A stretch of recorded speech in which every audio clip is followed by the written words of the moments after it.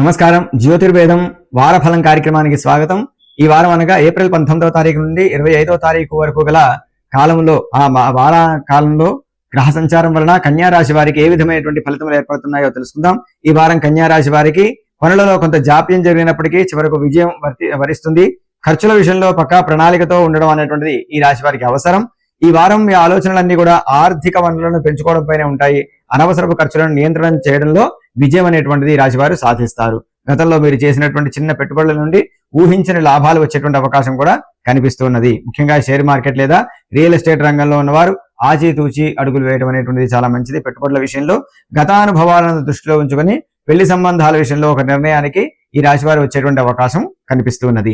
శుక్రుని అనుగ్రహం వల్ల వివాహ ప్రయత్నాలు ఫలించి నిశ్చితార్థం వంటి శుభకార్యాలకు ఈ రాశి వారికి పునాది పడుతుంది. వారాంతం లోపల కుటుంబ సభ్యుల మధ్య చిన్నపాటి తగాదాలు ఉన్నా కూడా మీ యొక్క మధ్యవర్తిత్వంతో అవి పరిష్కారం అవుతాయి.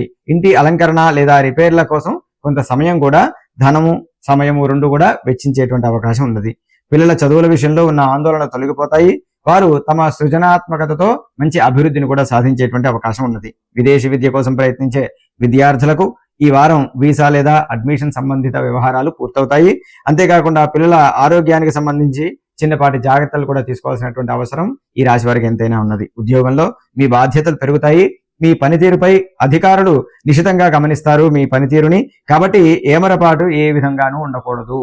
ఏమరపాటు లేకుండా జాగ్రత్తగా మీ పనిని మీరు చేయడం ద్వారా మంచి ఉన్నతిని సాధించేటువంటి అవకాశం ఉన్నది. ముఖ్యంగా ఈ యొక్క కన్యా రాశి వారి యొక్క బుద్ధి వికాసానికి కానివ్వండి, ఆ యొక్క బుద్ధి ప్రచోదనానికి, మంచి ప్రణాళికాబద్ధమైనటువంటి ఆలోచనలు రావడానికి శ్రీ మహావిష్ణువు ఆరాధన అనేటువంటిది అత్యవసరం ఈ కన్యా రాశి వారికి. కాబట్టి విష్ణు సహస్రనామ స్తోత్రాన్ని నిత్యము పారాయణ చేయండి.